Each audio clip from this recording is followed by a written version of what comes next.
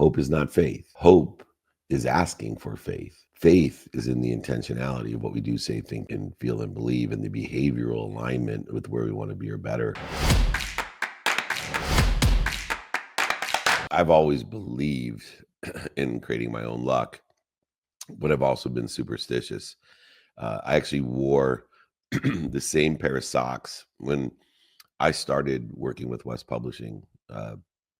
Obviously, I didn't have any money, so I was wearing a borrowed suit, and I had one pair of dress shoes, one pair of socks. You had to wear suit and tie every day back in 1992 when I started, and I think I made $30,000 or $50,000 my first month working at West Publishing, and I thought it was luck, and I somehow got in my mind that my socks were lucky, and so for almost 3 years, I didn't change my socks.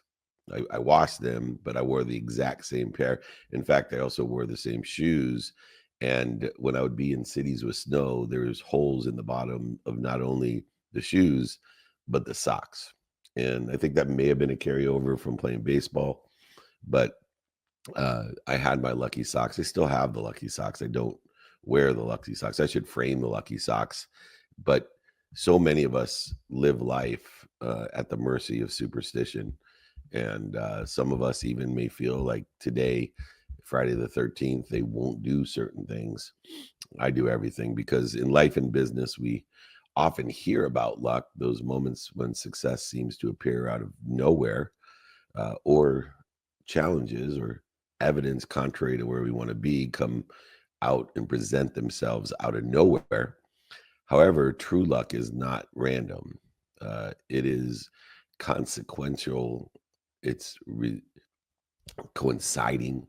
It's the result of the consistent, persistent pursuit of what you want by doing, saying, thinking, feeling, and believing what you want. Things may happen very slowly, but then they'll happen all of a sudden. And when it happens all of a sudden, it's not luck. The relationships you cultivate and the energy you put into the world will create these coincidences, the coinciding of the universe. And whether it's Friday the 13th, like it is today, or Friday the 12th, 11th, or 10th, it's irrelevant. We'll break down this myth of superstition and show you how you can create your own fortune and use the mathematical equation of luck. By understanding how intention and what we do, say, think, feel, and believe in action with the appropriate mindset all intersect, you can start making predictable progress, quantitative progress towards your divine direction, your milestones, or better, notating or better, rather than relying on chance or luck or superstition. The power to shape your success lies in your daily activities, negotiable, non-negotiable, and your heart set, your mindset, and of course your handset, not in the superstition or luck, but the combination of hope and a positive perception towards that divine direction.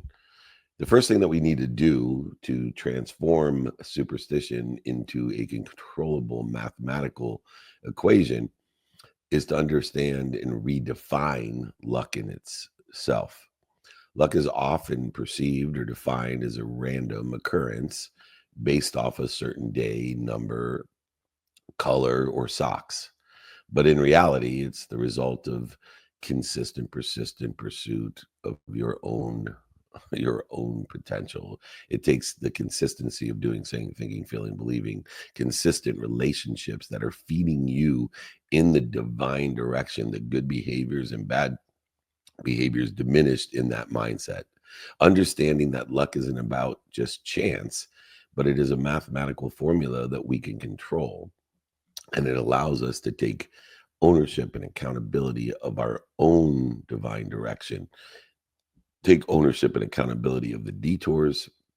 And as you know, my love language, to take ownership and accountability of time.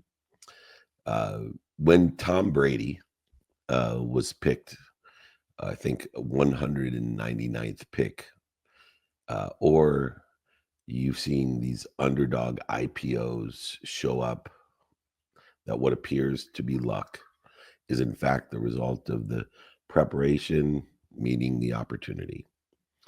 And the pre-preposition includes pre-prioritization, the preparation in the pre-post prioritization, and the post preparation uh, that meets these opportunities. These situations highlight that success comes to those who are ready for it. And if you look throughout Tom Brady's career from high school to Michigan, where he played in college, to when he was drafted by Robert Kraft with the New England Patriots as the 199th pick, uh, to being prepared uh, when he got his first start, and Drew Bledsoe got hurt, uh, to the Super Bowl where he was down uh, 30 points or more at halftime. It was not luck that made him the GOAT, the greatest of all time. It was preparation combined with prioritization that allowed him to meet the opportunities when other people won't even see what they're given. Luck is where this mathematical formula takes place. Tom Brady and many others pay attention to what they want. Tom Brady wanted to play in high school. He wanted to play in college. He wanted to play in the NFL. He wanted to win Super Bowls and MVPs. He wanted all those things, and he paid attention to it. He wrote it down. He put it on a vision board. He utilized and paid all of his attention as a non-negotiable to the behaviors that he was going to tie to that attention. And he categorized those behaviors of I am every day, non-negotiably, regardless of the circumstance, going to do my best, learn lessons, and have fun in what I do to do all those things, what I say to do all those things, what I think to do all those things, what I believe to do all those things, and feel it as well. When he got drafted as the 199th pick, it bugged the crap out of him. But it didn't stop him from telling Mr. Kraft, you have just made the best decision that you've ever made.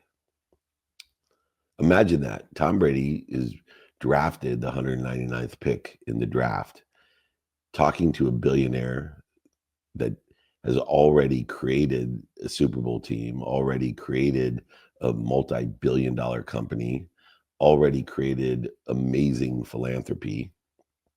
And he has the words, the actions, the feelings, the beliefs, the thoughts to tell Robert Kraft, you made the greatest decision. And he proved it. Superstition is not hoping without accountability. It's not just hope. It's not just faith.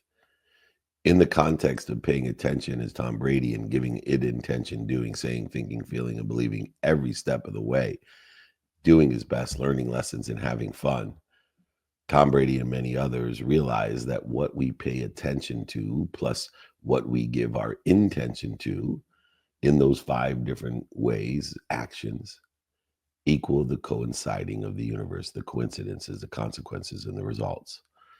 While the math of luck is rooted in these actionable and predictable behaviors that are aligned with our intention. And when we realize and define the good behaviors are just those words, thoughts, beliefs, feelings that are aligned with making your high school team, your college team, the NFL to be an MVP or a Super Bowl winner or multi-Super Bowl winner or multi-MVP, whatever it is. These are predictable behaviors that will create mathematically the coincidences that you want. There is no luck. There is no superstition.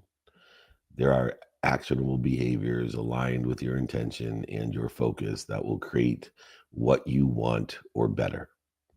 And that's where people get confused, because the second lesson is within the context of superstition lies an illusion of control. And therefore, when the outcome or the coincidences aren't happening fast enough, which they never do, or they're not exactly what we wanted, which they never are, We believe and have an illusion of control, and we call it accountability, where really accountability is the process of learning.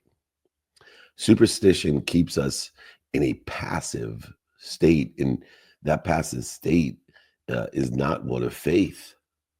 Faith exists in the intersection between attention and intention when we've predisposed ourselves to surrender, not utilize surrender to determine what it is to get there. Predisposition of surrender is I'm okay with better, even though I don't understand why there's no evidence or the evidence is contrary to where I want to be or better. Superstition keeps us in this illusion of control in a passive state where we believe things are what? Out of our control. When you believe things are out of control, that is not faith. That is not faith. When you believe that your God walks beside you, that you are a co-creator, a commander of the universe, commanding it with a higher source that loves you, protects you, promotes you. If you are part of an omniscient, an infinite, abundant, unified system, that you, in place and part of that system, are in complete control, you're supposed to learn from it. And that only better is coming in the guise of the protection, promotion, love, and perfection that you are part of. You are a participant, an active participant, paying attention and giving intention to the coincidences you want or better. And it is this illusion control called superstition that actually interferes with where we want to be or better. And it is the inappropriate definition of surrender. It actually is interfering with your intention, not promoting it. In reality, it's our consistent good behavior aligned with where we want to be, and consistent identification of bad behavior, that which interferes with it, that determines our success, not random lucky events or lucky days or lucky socks as we sit here on Friday the 13th. There's so many common superstitions, whether it's in baseball, football, basketball, hockey, or any other sport, but there's also common business superstitions that include wearing these lucky socks, relying on pre-meeting rituals. My mentor and aunt used to eat a York peppermint patty before each of her big meetings, thinking that that somehow brought luck. It may be a catalyst to remind, remember, and recollect with your source, but it is not luck itself. It is not superstition. We cannot rely on market timing myths. These things externalize power and create dependency on the uncontrollable. Your controllability relies on your activity, not on the passive hope and dream of nonsensical superstition. Superstitions don't prepare us for success, and neither does luck. They distract us from the necessary intention, actions of what we do, say, think, feel, and believe that lead to the coincidences or better, and also prepare us with an open-minded accountability perception of what am I supposed to learn from this, even though I don't understand it and it doesn't look like it is what I want or better. When we can recognize, identify, elevate our awareness to address certain predispositions called superstitions in our lives, we can then replace the passive habits that we have with these proactive, intentional, do, say, think, feel, and believe activities and make them non-negotiable. The math of luck, this formula of what we pay attention to and give intention to equal the coincidences, consequences, and results, we can trust. We can have faith in the wisdom, in the faith, in the predisposition, in the predisposed pre-prioritization of activities of attention and intention to equal those coincidences. Luck can be predictable when you follow the formula. Consistent behaviors aligned with where you want to be or better, identifying the interfering or bad behaviors of where you want to be, utilizing strong relationships by focusing in on the relativity of those relationships, the association of those relationships, and in the context of how that relationship, when that relationship, at what percentage of that relationship does it bleed or feed me, result in a feeding in the intuition, intellect, and inspiration that we look for in order to facilitate, to make easy the outcomes that we desire are better, or the perspective of that outcome is better, with positivity, the positive energy that exists in the infinite, unified, abundant system of thought that we belong to. This framework shifts us from hope to intentionality. Hope is not faith. Hope is asking for faith. Faith is in the intentionality of what we do, say, think, and feel, and believe, and the behavioral alignment with where we want to be or better, or the identification of the bad behavioral interference of where we want to be or better, putting us in complete control of our outcomes or better, in the humility that we don't know what we don't know. Luck is a formula. It is a formula of what you do consistently, who you know, and how you feel about it. Luck is that formula of what you do consistently, persistently, in the pursuit of your own potential. Who do you know in your spheres of relativity, association, feeding and bleeding, and how you feel about it, the ultimate level, highest level of intention, the truth. Luck isn't a random activity. It's the byproduct of the consistent, persistent pursuit of your potential, and in the enjoyment of that relationship, capital, relativity, association, and feeding, with energetic and genetic alignment, picking and choosing your basements and aligning it with what's doing well, what's stable, and what you think is doing well, to create the delta with desire, the margins of success with desire, and still have the faith of accountability of, what did I do to be responsible? What did I do to track this? What did I do to participate in this perception? And what am I supposed to learn from it? The ultimate goal or objective of life, the human experience. In between when your heart starts and when it stops is just a bunch of lessons, and those lessons will keep on coming until you learn them. Thus why we may feel that there is luck or superstition when those lessons keep coming and the positivity of the results keep coming. We may feel as if there's luck, or it makes it a very, very easy scapegoat. When we apply the mathematical formula of luck, of what we pay attention to, give intention to create these coincidences by what we do consistently, non-negotiably, who we know in the realm of relativity, association, and the appreciation of the feeding and bleeding, and how we feel about it, we realize that this byproduct in this formula gives you, from the terrifying uncertainty that exists in superstition, to the faith that exists in certainty. We are trying in the journey of uncertainty to provide certainty. What's the only certainty of the future? It's simple: time, right? The only certainty in the future is time. So the more that we can take control of time and utilize it in the correct behaviors that are aligned with where we want to be or better, divine direction, detours divine, and time divine. When we can take all that's uncertain and provide a certain dependent variable of time, that we can provide more certainty into our future.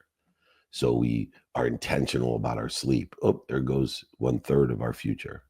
I am certain about my future because I have a sleep coach. I have an unwinding routine. I have a non-negotiable behavior of 8 hours of sleep, which leaves me 2/3 of my life.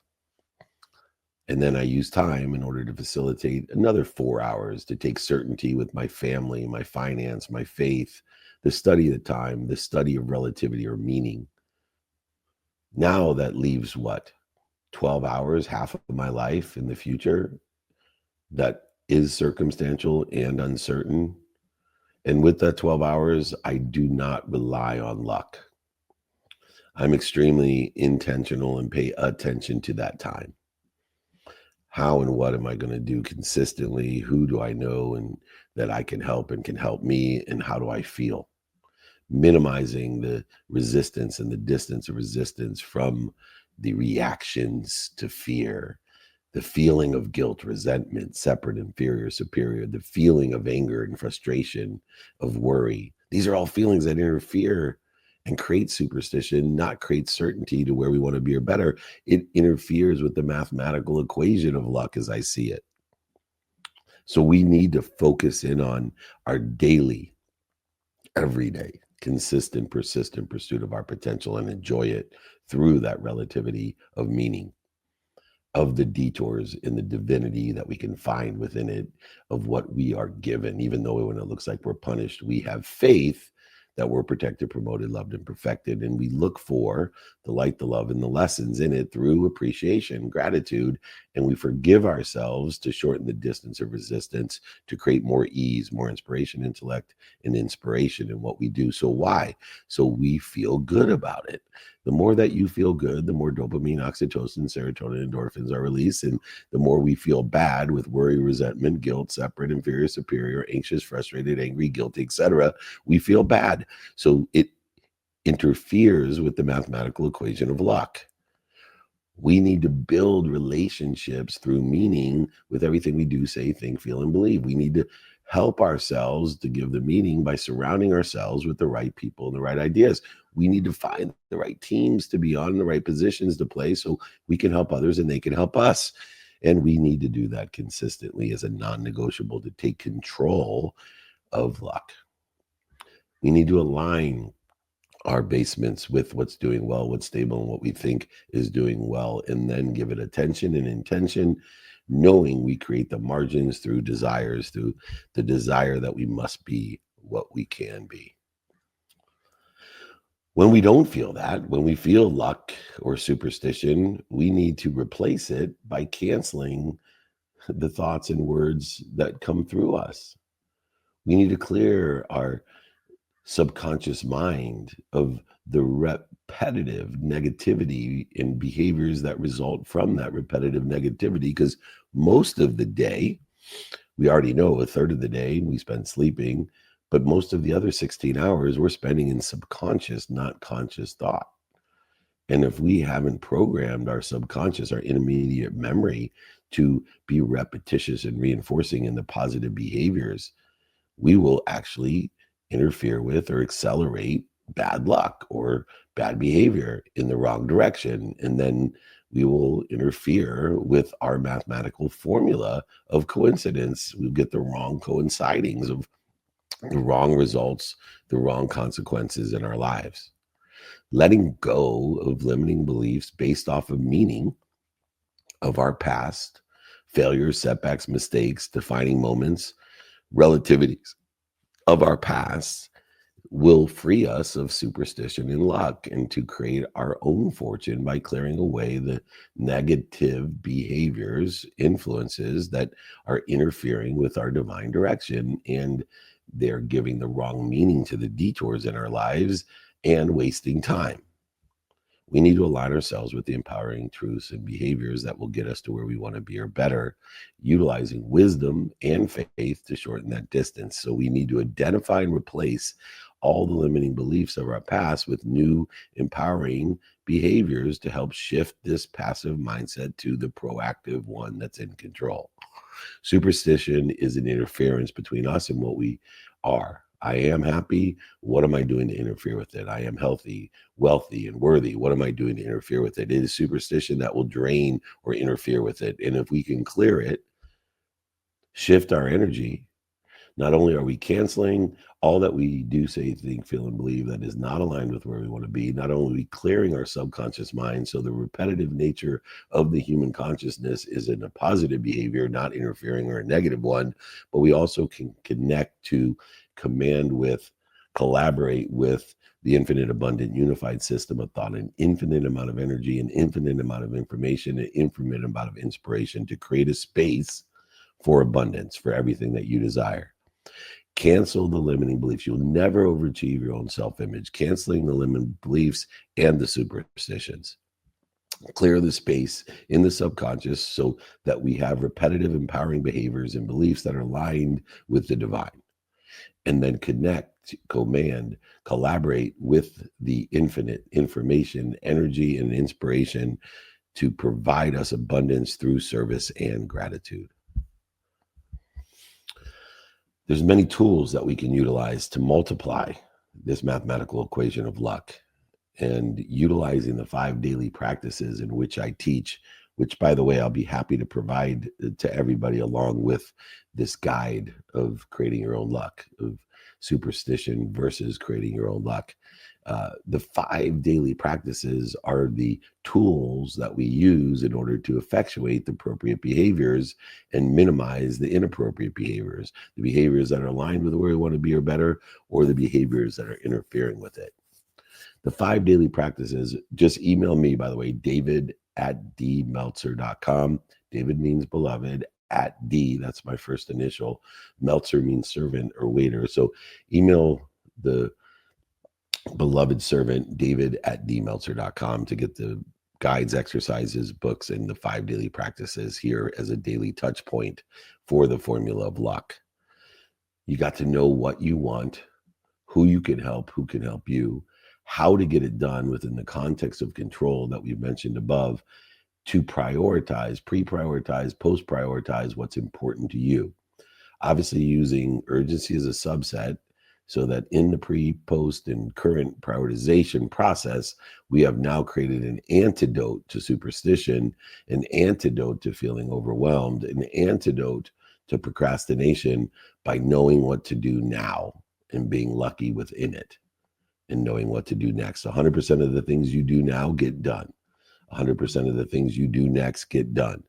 Faith combined with consistent action forms the foundation of multiplying your luck. When you stay aligned and focus on purpose and a definiteness of purpose, small actions compound into big opportunities. Even though things don't seem as if evidentially they are aligned, or even the contrary evidence being there, it is truly, things will happen slowly, then all of a sudden. Integrate these 5 daily practices of knowing your what, your who, your how, your now, to apply your why. Applying your why is the faith that there's something bigger than you that you're a part of, the commander with, a co-creator with. And in the practice of applying the why, we are inspired, intuitive, and intelligently utilizing behavior in the linear human experience between the time the heart starts till it stops to get to where we want to be or better. We're building momentum through consistent small behaviors, small actions each and every day, not luck. There's many different stories and lessons that are told within the context of creating your own luck, not believing in Friday the 13th. Today's the luckiest day of your life, regardless of whether it's Friday the 13th or not. And when we see these real examples and experiencing them ourselves of how we can create our own luck and solidify the concept that demonstrates that luck is within our control, by utilizing the wisdom and faith to shorten the distance of resistance, by utilizing the non-negotiable and negotiable behavior. I've seen it in business, where the angel investor who created luck by being in the right room at the right time, but seeing the opportunity where nobody else does. How many multi-billion-dollar companies will tell you that hundreds of people said no? So the angel investor that invested in Uber was lucky when hundreds of people said no. But once again, by utilizing the formulatic methodology of luck, of paying attention and giving intention to the coincidences we desire, to be prepared to see how that company that they invested in is aligned with what's doing well, what's stable, and what they think is going to do well in the future is luck. They're prepared in building the opportunities and seeking the opportunities and the relationships necessary in paying attention and giving intention to the coincidences they desire. Sports, told many athletes that I've worked with have achieved success through enjoying what they don't like or love, enjoying the consistent, persistent pursuit of their potential, not coincidence. Not just Tom Brady. One of my friends, Marcellus Wiley, said it best when he signed his last contract, his biggest contract. And he's like, man, he goes, I'd play this game for free, but it's definitely nice to get paid for all the other stuff, the stuff you didn't like or love. Everybody likes playing the games, or almost everybody likes playing the games. Even as a second string, below average college football player, I love the games. But man, did I not like being a second string player, practicing, taping, filming every single day. But I learned to enjoy it, and I carried over those lessons into business from sports. So many different people have a story of how their mindset, heart set, and handset, and the math that led to the unexpected breakthrough in their marriage, addiction, in their financial situations. It is all the same, turning luck into leverage, paying attention and giving attention to the coincidences that you want. You are in control. You're a commander, a co creator of your own universe, your own perception, here to learn lessons in a linear human experience dictated by the time your heart starts till it stops, separated by the incremental use of 24 hours, except for the last day of your life. It'll be less. Create your own fortune. Don't wait for opportunities. Give all you can to identify what you're given, never to be punished, but only protected, promoted, loved, and perfected in these opportunities so that you can receive more. And then through the mathematical formula of luck, ask for even more than more. It's all about positioning your mindset, heart set, and handset to recognize and identify and align, and then be intentional about it in a definiteness of purpose of what you do, say, think, feel, and believe. Audit your behaviors, good and bad, good being in alignment with where you want to be or better, bad being interfering with it. Elevate your relationships that you're building with self and others in surrounding yourself with the right people and the right ideas, and focus in on creating this momentum by aligning what you do, say, think, feel, and believe with what's doing well, what's stable, and what you think is doing well. There should be no superstition. You can create your own luck. You are in control of your life. Creating your own luck isn't about waiting for the right moment, not a passive action. It's not dependent on chance. It's about being intentional and intentional, enjoying what you don't like or love in a consistent, persistent pursuit of where you want to be or better, and the relativity of what's doing well, what's stable, and what you think is doing well. It's about making these intentional, consistent choices that align with your definiteness of purpose, shortening the distance of resistance through wisdom and faith as you apply the principles from this training. You'll start to see, you'll elevate your frequency, your vibration, your awareness. You will see how these small daily activities, these behaviors that are aligned in the divine and the positive meanings that you give it, along with the positive relationships and their meaning, will multiply the opportunities, options, and touches of favor to create the coincidences, the outcomes that you desire or better. Remember, luck is not found, it's formed. Luck is not found. It's Friday the 13th. Luck is not found, it's formed. By embracing the mathematical equation, the formula of luck, you will put yourself in the driver's seat of your destiny, your divine direction. Take intention today in what you do, say, think, feel, and believe, and start creating, co creating, and commanding the fortune that you deserve. I promise you, you will make a lot of money, help a lot of people, and have a lot of fun when you learn to create your own luck through the mathematical equation of luck. If you like this guide and exercise to that mathematical equation of luck, email me, david@dmeltzer.com, or the 5 daily practices inherent as part of this training, david@dmeltzer.com. This has been our Friday training for almost 26 years, Superstition versus Creating Your Own Luck, on Friday the 13th, 2025. Nick of Wam, it is all yours. Why don't you go ahead and reset the room? Absolutely. And thank you, David, for an incredible first half of training today. Of course, Superstition versus creating your own luck. And as a reminder to everybody, if you'd like to guide an exercise from today's training, please make sure to reach out to David directly, david@dmeltzer.com. And if for any reason you don't have a copy of his book as well, please make sure to mention it, as he'd be happy to throw in a copy of his book. He'll sign a copy, send a copy, and even pay for shipping. Once again, people, just david@dmeltzer.com. And as, of course, we venture through what is the second half of this training, it is now time for some Q&A.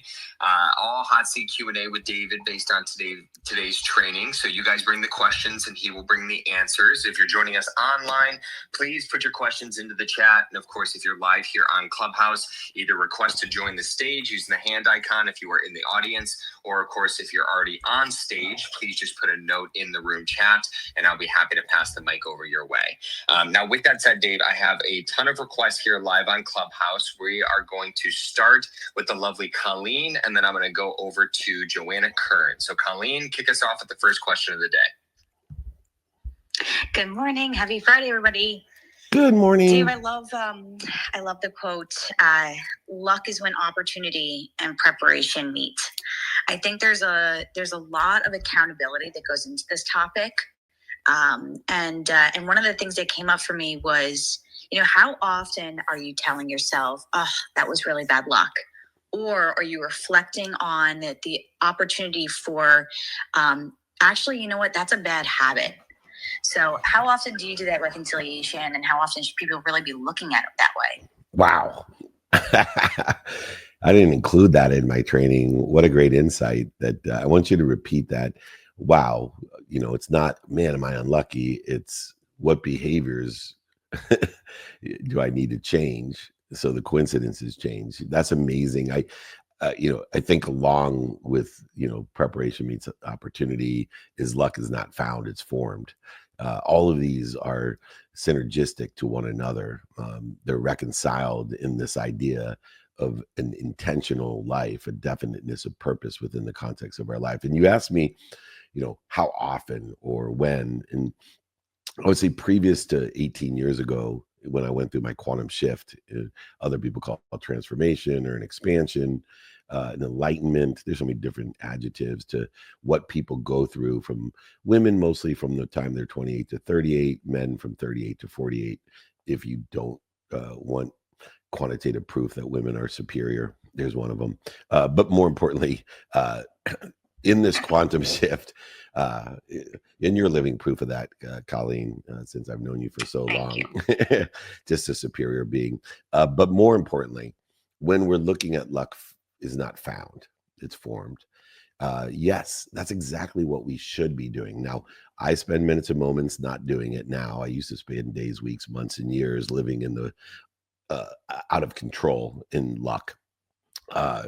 And even though I was good at behaviors, mostly because I probably just relied on being OCD, obsessive compulsive, and consistent because of it.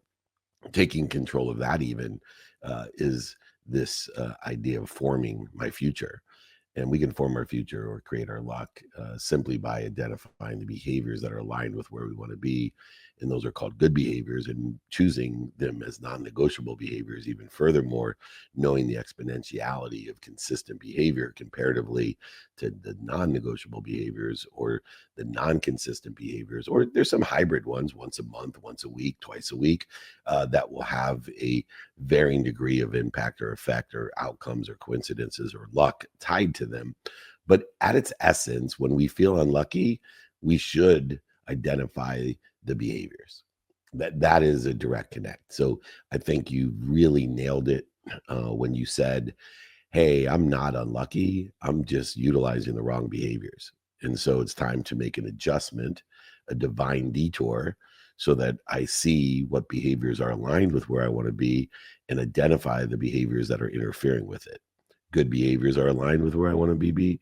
Bad behaviors are interfering with it. And so when we feel unlucky, we should immediately do a behavioral analysis, take inventory of our behaviors, determine how we want to adjust the negotiable and non-negotiable, hybrid negotiable behaviors in order to effectuate greater coincidences in our lives. In other words, a great formula of taking control of our luck and not worrying about February the 13th, Friday, February the 13th is an unlucky day. I won't stay on the 13th. I won't bet the 13th. Whatever it is. I'm on my way to Vegas to celebrate my daughter's 21st birthday. I'm doing a whole bunch of shit that people would never do on Friday the 13th. I'm flying. I'm driving. I'm probably going to bet the 13 on wherever I can find it. I'll do all kinds of shit because I'm can control my destiny. I am forming and not finding my luck with those behaviors. What a great question. What a great insight, illustrating the enlightenment and superiority of an unbelievable woman who's, by the way, we should all congratulate, having her second child. So I am super excited for Colleen. So thank you so much. You're amazing. Thank you. I appreciate that. Really, really great way to start off. I'm super impressed. All right. Thank you, Colleen.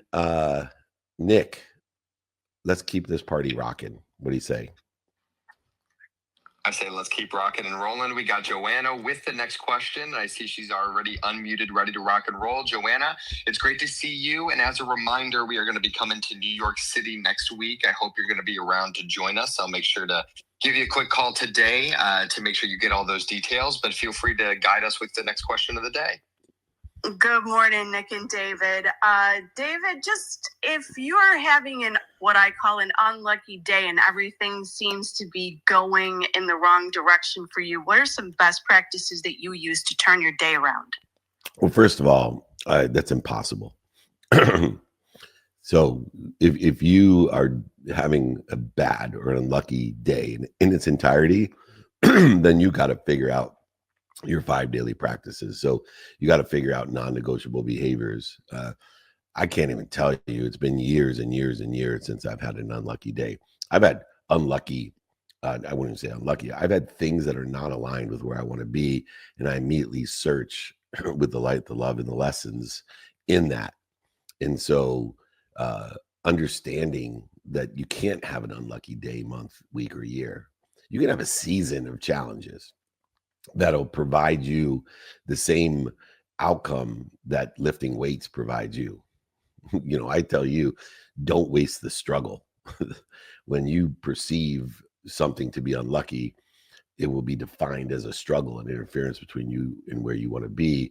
And utilizing gratitude and forgiveness will help you to utilize that struggle to strengthen yourself with the infinite amount of information and energy that's available for you by shortening the distance of resistance that you're facing or experiencing.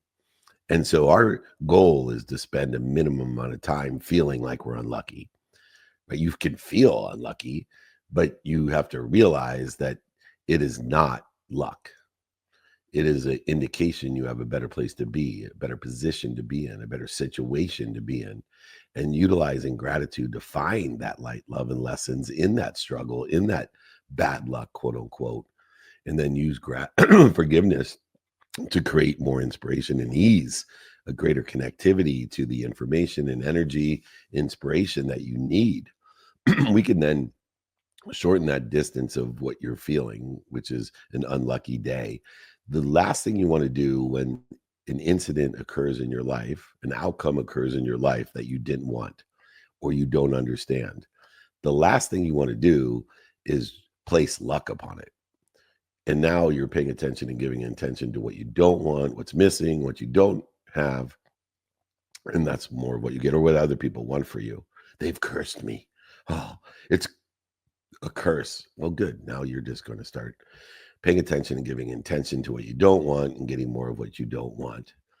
And so let's start, if you feel like you're having an unlucky day, telling yourself, I am lucky. What am I doing to interfere with it? I am a commander of the universe. What am I doing to interfere with it? I am part of an infinite, abundant, unified system of thought that's protecting, promoting, loving, and perfecting me. What am I doing to interfere with it? Where can I find, through gratitude, the light, the love, and the lessons in this activity, defining moment, historical relevance, shortage, voids, obstacles, mistakes, failures, successes? What am I doing to interfere with it? Every single problem that you face that you may prescribe luck to has a solution in it. It's just a matter of time until you're aware of it. there's only a lapse of time between every problem and every solution. And no matter how old you are, you know that because you're still here and you have everything you need. If the solutions weren't inherent within the problem, you wouldn't be here and you wouldn't have everything you need. And so when we're very pragmatic and practical in a meta-practical way of seeing, hearing, and thinking and feeling and believing all of these different things, knowing that this quote unquote unlucky coincidence, unlucky activity, unlucky circumstance is merely an indicator that you have a better place to be. Does that sound fair? Thank you, David. Thank you. All right. Nick, who's up next? Absolutely. We got Tracy here who is patiently waiting live on Clubhouse. So Tracy, it's great to see you. Happy Friday. Feel free to unmute and carry us on with the next question. Thanks, Nick. Good to see you also. Hey, Dave, thank you for this awesome topic this morning. Wow. You mentioned that luck is form, not found. Dave, can you give an example of something you've done to create your own luck? Oh yeah. That's awesome. So luck is form. When my daughter was at Indiana University, she was living in a sorority, paying way too much to share her room with two other girls at the sorority house, and the other two girls were paying way too much as well. I had prepared myself to be able to provide housing for my daughter to go to college. I knew I wanted to give her an option or an opportunity to go to college for whatever reason she wanted to go to college, but she needed to tell me the reason she wanted to go to college. That was it. And she could have told me the reason she didn't want to go to college, and I would have been okay with that as well. But I prepared for it. For years, I did, said, thought, believed, and felt everything I could to make sure that I had enough money to pay for whatever she wanted to do at college or whatever she wanted to do by not going to college. And I prepared for that. And it was a preparation of, as you know, 18 years, because that's how old she was. And now she was, I believe she would have been 19 because she's a late dater. She's young for her grade in college. So she was 19 and COVID hit. And you know, we were in California and she's in Indiana. COVID hits and she doesn't want to come home, and the school doesn't want to come home because they're going to lose money. But I was prepared, and I went and looked to find, you know, another place to rent, but there wasn't any close enough to school. And she immediately went to the luck thing. Oh my God, COVID is ruining my life. You know, bad luck and blah, blah, blah. And through my preparation, I formed an entirely different perception. And so I went online and I found a home because I was prepared, a 6-bedroom home that was ready to be bought. And I said to her, hey, even better than sharing a small room with 2 of your friends, go get 5 of your friends and I'll buy this house and you guys can move to this house, which is closer to campus, and you guys can have a better place to live, because they were kicking them out of the sorority.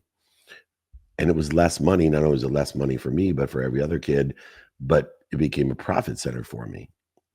And then she became a Indiana resident, which then gave her, for the other years, status as a resident. And she, of course, attributed to, Dad, you are so lucky. You paid for my entire college, right? And the house has doubled since I bought it, by the way, as well, as far as value. But, you know, something's only worth what somebody else is willing to pay for it when you're ready to sell it. But just a philosophy of mine. But she saw, and still probably does, because she's 23 out of college, how lucky her dad is. I can't tell you how many people I got caught up into the luck, said, oh, Meltzer is Midas. Everything he touches, he turns to gold. This is just another example. Everything they were super surprised when I lost everything over $100 million, how unlucky I was. But I can pinpoint how I formed those circumstances, coincidences in my life of losing everything, which was a lot financially. But once again, here I am years later, and I'm the luckiest guy people know because I bought a house in Indiana and it doubled and paid for my kids' college, and it's still become and is a profit center, even though my daughter's not there, creating a better place to live for those kids that are there because it's less expensive and a better property. It's not luck. I formed it. I was prepared for it. 18 years I prepared for it. 18 years I was prepared to give my child options, opportunities, and touches a favor in her choice. There is no luck. I can give you thousands of examples of how I formed my life. It's not what I thought it was going to be at all, but I formed it. And so many people think I'm lucky. No, I'm intentional. I'm very intentional, and I'm very consistent, and I'm very persistent in the pursuit of what I think I want or better. Does that sound fair? That is incredible. That is really, really amazing. Thank you so much for that. I just love how you formed your own, situation there with your daughter. And I'm sure you were Dad of the Year. Well, I will tell you this. You've been a parent, I can tell. I'm not sure, any kid in the world realizes what we do until they get older. We 3 stages of being a parent. 1, idolization when they're little.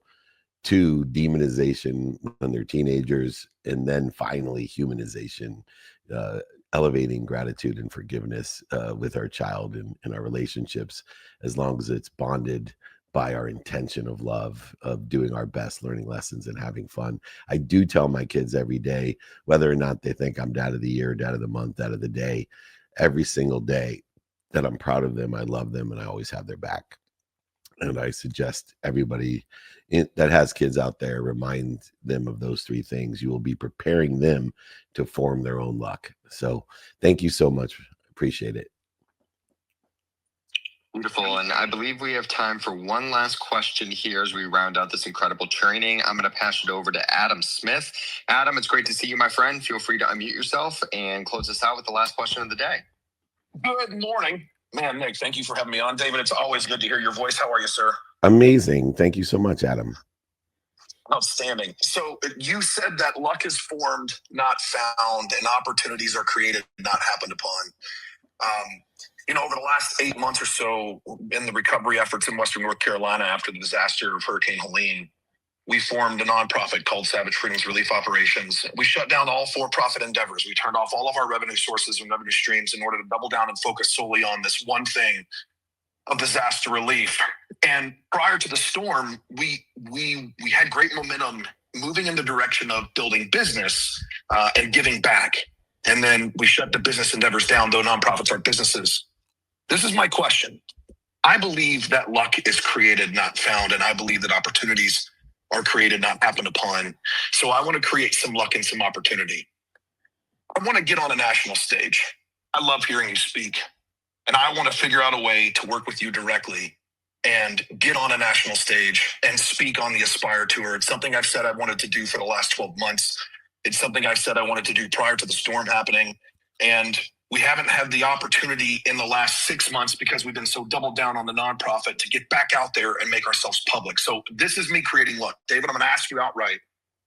Is there an opportunity to sit down, have a face-to-face or a direct phone call, potentially do work with you, and in the next 18 months, share a stage with you to tell a powerful story about how veterans came together, local communities came together, and not only rescued themselves, but demonstrated what true resilience looks like and didn't wait for someone else to show up? Well, today's your lucky day, because the answer is yes. Absolutely. So let me give you my cell phone number and make sure, call me this afternoon. So we'll arrange everything. And we will manifest together, co-create and collaborate together to even do bigger and better than you can imagine. My cell phone is 858. This is not my text number. So my text number, by the way, for everyone, if you want to be invited to the 200 things we got going on, and I'm not exaggerating, which is inherent in my genetic and energetic behaviors, 949-298-2905. That's how you and join our text community, be invited to stuff. David@dmeltzer.com is how you email me to get the guides, exercises book, the 5 daily practices today and every single day. Just email me, David@dmeltzer.com. Now, my cell phone. Do not text my cell phone. I have a text community. Call me on my cell phone. This is for anybody that wants something like Adam, is 858-688-3294. The only thing I ask is you leave me a voice message when you call me. I do not schedule time because then it becomes scheduled time and that's expensive time. I use non-time. So you will call me if you have the balls and you will leave me a message if I don't answer, and I will help form your desires, and they won't be found. They will be formed. We will co-create them together. It would be an honor to help you because I appreciate everything you do for your community and ours. Adam, I look forward to working with you and allowing everything that you desire to appear in your life. We will create the right behaviors, relationships to do so. Thank you, Adam, for believing in me and working with me. Anybody else, go ahead, use the text number, the email, david@dmeltzer.com, or my cell phone, 858-688-3294. All right, it's 7 o'clock. I want to thank my team, but most importantly, remember, it's not luck. You can form it. Be more interested than interesting. Be kind to your future self and do good deeds. God bless everybody. See you later.